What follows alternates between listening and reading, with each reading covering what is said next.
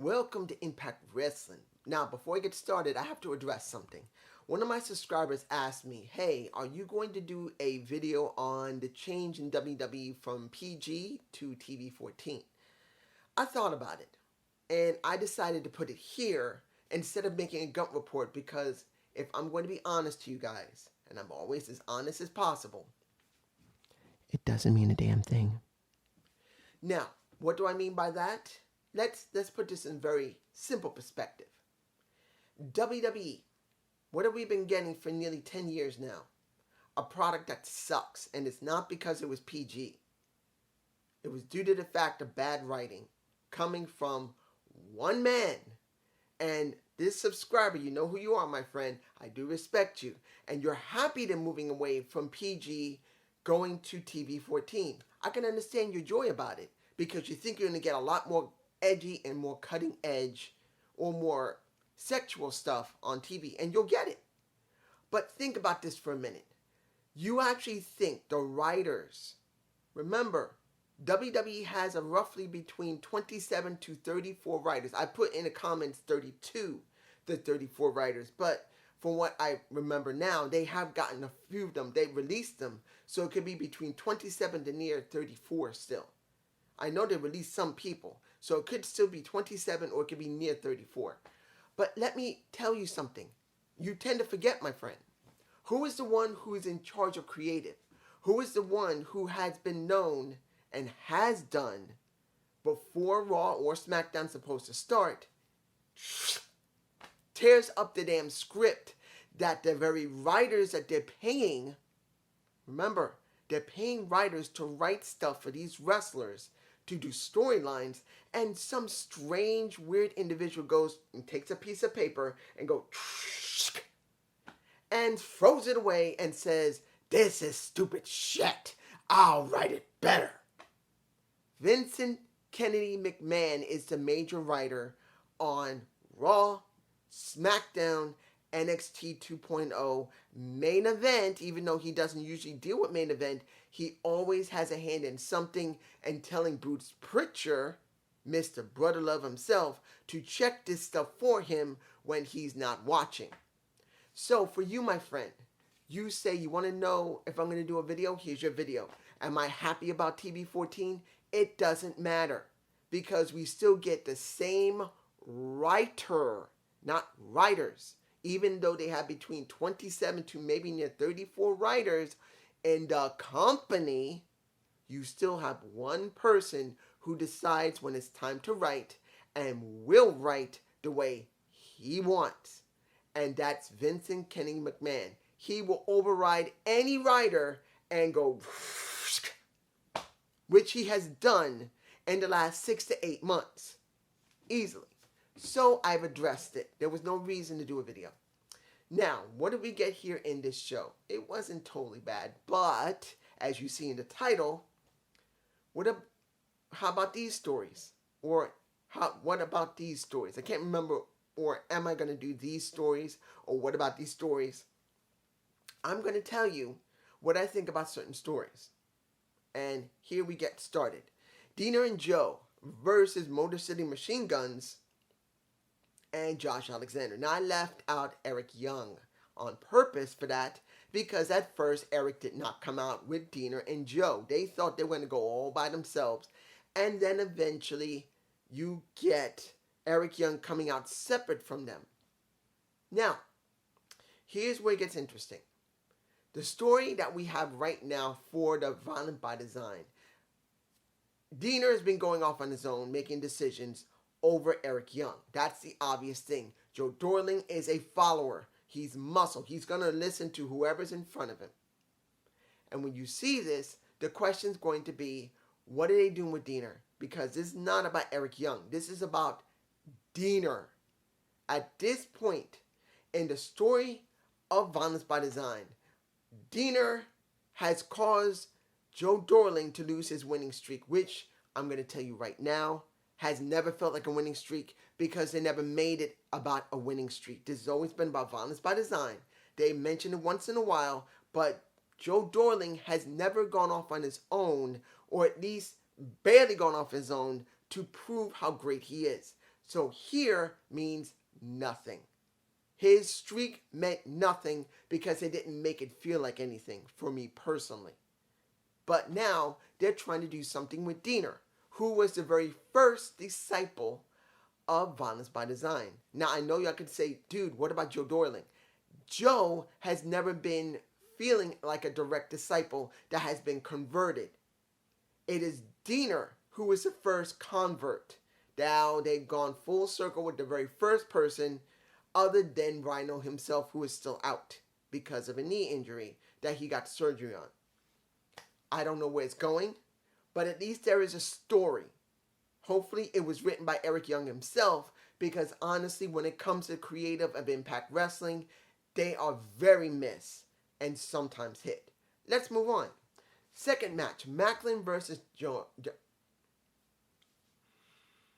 The story they have right now, you see I'm botching here, because since this is involving Moose, he's not there.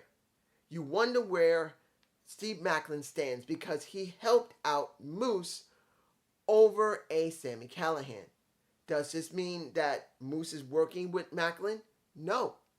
It feels like they used that to give Maclin something to do, because this match was okay.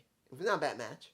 But in the end, when it was all over, when the lights went out, we expected when the lights went out that Sami was going to come after what do you think, a Steve Maclin. But Maclin, being a former military soldier, he already has thought not one step ahead, not two, but 5 steps ahead of a Sami Callihan, because when the lights came on, Sami's looking for him. He was already out of the ring. And if they use Moose to give Steve Maclin something to do, this was the wisest thing to do, to show that Steve Maclin can be sadistic but an incredibly great thinker due to the fact of his military background. And if they focus on that and make this about him being a real soldier that will kill you, this is where it's got to come down to, guys, at least from what I can tell from the story. Sami can't get over, period, on this situation. This is about Steve Maclin getting over, showing that he can be a champion, because honestly, Steve Maclin should have already won a title quite a while ago. He should have won the X Division when they were pushing him so heavily, but they chose not to, because they let Trey win, they let Ace Austin win, and now they let Mike Bailey win. So I'm sorry. It should have been Steve. It made the best sense for Steve Maclin, but now that they're pushing him like this, and hopefully they will make his military background more of his character, where he will talk more military jargon, make him act like a true military soldier who's gone off the rails and is using all of his background as a true soldier to destroy every wrestler in Impact. Let's move on. Now, let me say this about production value very briefly. Sound, so-so. Lighting, still the same. Camera work, sloppy. But the thing that made this so wonderful, that I cannot, and I'm making this very clear, I'm not glazing over that the camera work is still not good at Impact Wrestling. Sometimes the lighting can be spotty, but okay.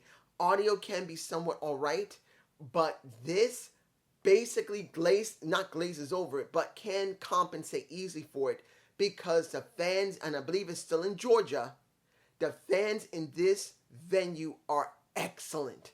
One of the major reasons Impact Wrestling has felt nothing is because of very weak participation from the fans.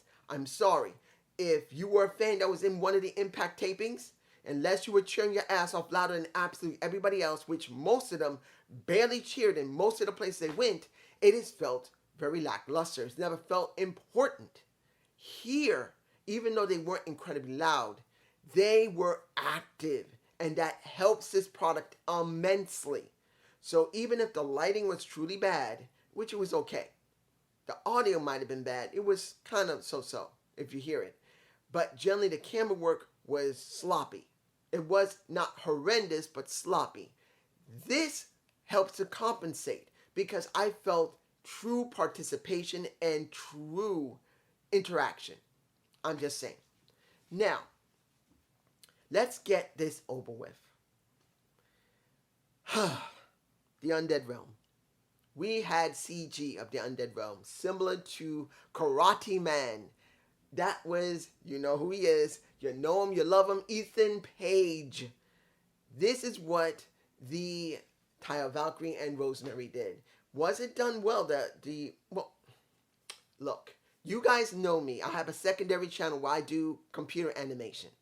I'm using an extremely basic computer animation. They're using more sophisticated CGI or CG if you're going to make it like that. But when you see it, is it great? No. They don't have the budget for something big. They're doing roughly, this is borderline crap.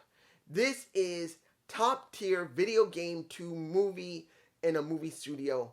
And this is somewhere in between, like, production of fans that are somewhere between production of fans of some type of movie franchise, and here, not just here, but here is really good fan work who got GoFundMe, who got Cloud.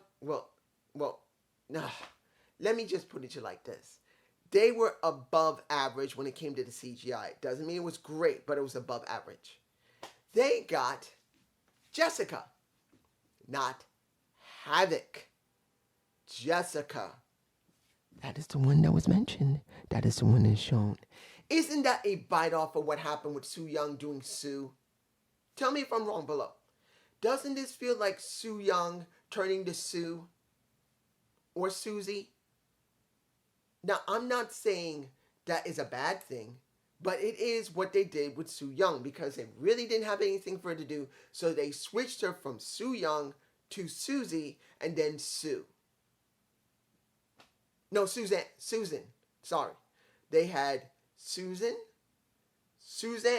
I believe it was Suzanne, and then she was gone to get pregnant and have a baby, which I hope she's doing well, I hope she's all right, and I hope she does come back to wrestling. But this is what we got.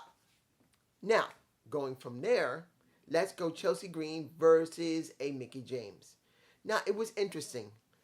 Does it mean it was good interesting? It was somewhat borderline because you try to use Chelsea Green to act like Trish Stratus. Since they're both Canadian, you think, well, Canadian women are crazy and horny, and she's trying to mess with Mickie James and do exactly what Mickie James did to Trish Stratus, which Trish Stratus did back to Mickie James, and that was kissing her to screw with her head. Here's the problem. This could be a better story. You have Mickie James lose to Chelsea Green by cheating, and then Chelsea Green not saying anything afterward, but Mickie James getting upset because she lost to Chelsea Green. Now she's saying she's going home because she has to reconsider herself. Why does she need to reconsider herself? That makes no sense, storyline wise. Here's this. Try this story. I think that's what I'm going to use. Try this story. Mickie James is just enraged how Chelsea is screwed over even though they've been best friends. Want to have a match where both these women clunk themselves in the head and knock each other out, and they both get counted out, and they're both pissed off as hell. Then they have another match, and they get a count out, or a DQ on both of them. Either they did a double DQ, or they get a count out. But the first match, both of them try to stop one another, clunk each other in the head. They're so stunned, neither one of them can get back up in time. They're told it's a double knockout, or a draw due to the fact they were both knocked out. And they're both angry at the ref, and they look at each other with disdain, and they fight one another, and then they both say equally, I hate this woman. I used to love her, literally, and now I despise this woman. I want to end her. Think about Gail Kim and Terrence Terrell.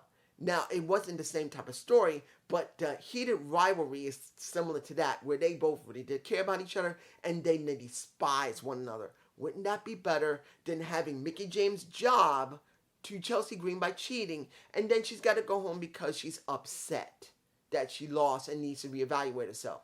Here's the first. Try this story. Now, the next one is Tennille Dashwood versus Marsha Slamovich. Why? Why? Say it again. Why on regular TV when you should be making Marsha Slamovich important because you fed her jobbers for months on Impact TV? months she was fed jobbers that led her nowhere. And then now she's been going through the roster. Why didn't you make her feel important? Impact Wrestling and Creative. And I know people are going to say, well, they're building up into it. No, they're not. You know why? If you really want to build up into it, have Marsha have a match on Impact Plus once a month, and in between that, build her messing with the person she's going after. When have you seen that? She just hands someone an envelope and goes like this. That is nothing. She's not Goldberg. She doesn't feel like Goldberg. They haven't booked her like Goldberg. She's not Goldberg, guys. She is a woman they have not spotlighted other than feeding her jobbers and making her feel irrelevant. This story, try this story. Marsha Slamovich, in the last couple of months, has gone through the jobbers, and when it came to Alicia, instead of it just being on a regular Impact or BTI match, put it on an Impact Plus. Have her look dominant, and in between each Impact Plus show, you show her being dominant over every woman, standing over them, or just standing near them, and they get scared. It's like the big bully in the room that when you, because I know what a bully's like because I have been bullied. But the point is, where the women are and they're all gathered together, Marsha comes into the room and she walks around and looks at people, step up to the next one and goes, next. And for the next few weeks, you have Marsha appearing, scaring this woman half to death until she gets into the ring and she deals with her and then destroys her. Isn't that kind of a better story than what we have here? Tell me which one you like. Do you like this one or the one I just told you? Next, we have, what else do we have here? Let's say this when it comes to Gunja and Brian Myers. We know that Gunja is getting built up and he's going to possibly go for that digital media championship. I don't know where they're going with Gunja after the match is over, if he wins the title or not. It's going to depend on how they book him. I just don't know. They gave him time with Shera and Raj Singh, but they never gave him the match with Raj where it should come full circle because Raj botted him, then threw Shera at him. He destroys Shera. Now he should be going after Raj, and then he goes after Brian Myers, and he tries to get that title since Brian is holding it. That's kind of what should be. Try that story. There you go. Now, let's see. Am I forgetting anything here? I went for Macklin. I did Eli. Okay. The 8-man tag. Guys, try this story. Honor No More, where the majority of the time, they have been doing 6-man tag, 8-man tag, 10-man tags. This is what they've done. Tell me below, what have they gained other than staying in Impact Wrestling? Nothing. Have they won a title? No. Have they done anything relevant to make Impact TV seem to change? No. Have they threatened Scott to the point where he had to come up with some type of stipulation that is going to give them either a huge benefit or impact a huge benefit other than, guess what, them staying? No. So Honor No More has done absolutely nothing for months. They just had 4-man, 6-man, they've had 6-man, 8-man, or 10-man tags. And then you see Bullet Club, where pretty much most of the guys in Bullet Club, including Honor No More, have worked in Japan. Now, try this story. Let's say Honor No More has been causing trouble, and you finally let Eddie Edwards win think about it. Eddie wins the X Division. I know he should win the world, but he's winning the X Division. Then you have Vincent and PCO or OGK win the damn titles, so they have something to work with. They have 3 titles now. They own everything. They motivate everything. They cause havoc for everything. And then there's Bullet Club, who now have 2 new members. And Chris Bay, who's been there for over a year, and now Ace Austin, who's now just starting the last couple of weeks, the last couple of months. Instead of just leaving it as it is, both these groups have worked in Japan. Both these groups have been dominant. And now they say, hey, who the hell you think you are? We want these titles. They start fighting over it. And guess what? it is finally decided they start trying to build a way so Honor No More have to pay a benefit or pay a penalty or a benefit with those titles. Maybe a couple of members of Honor No More have to become young boys. You know what young boys are. Basically, the new guys who come into a dojo who has to basically be like servants, gotta get some food for you, get water for you, carry your clothes, clean your clothes, go and transport you around. Basically, they do that because they're in the lowest totem pole and this is the top, and they got to do this for a couple of weeks or a couple of months. Wouldn't that be interesting content? Unlike what they used to do, like when it came to Jake and Cody Deaner, where they had to have, guess what, the perfect weapon and Eagle Ethan Page work at I believe it was a farm. Wouldn't it have been more interesting in this situation that they do things for Honor No More or they do things for Bullet Club as young boys? Throw a little bit of New Japan Pro Wrestling in there, because since they show New Japan Pro Wrestling about to come after Impact Wrestling, and supposedly you get New Japan Pro Wrestling, calm down, you get New Japan Pro Wrestling guys periodically coming to Impact, wouldn't it be nicer for a little bit of Japanese culture in there? How come, tell me, how come a idiot like me, a total blittering idiot, can write better storylines than Impact Wrestling? How many stories did I just say now? Mickie James and Chelsea Green, that's a new story I said. When it came to Macklin, that could be a story that I just described. When it came to, now, I'm not saying much about Rosemary and Havoc. I don't know how that's going to go. But pretty much, Mickie James, Chelsea Green, you get Eric Young dealing with Deaner, having something you got to do with Deaner. I didn't say a storyline, but you get my point. Something that can be built up. I just said multiple ones, which I kind of just actually forgot because I got actually angry. I'm pissed off that a stupid little YouTuber who can't get beyond 500 subscribers, has a better idea at storylines. And I'm not even saying I'm doing it perfectly, but at least I think you guys would probably like what I said more than what you're watching on Impact TV. I'm just saying, and I hope you enjoy this Impact review. Please give a comment below. I'm just uploading as it is. The camera work was pretty sloppy, so I'm leaving the camera work out. Any images, I'm just leaving it out and I'm just uploading it straight. I hope you enjoy it. Peace. And I just bumped the camera. Peace.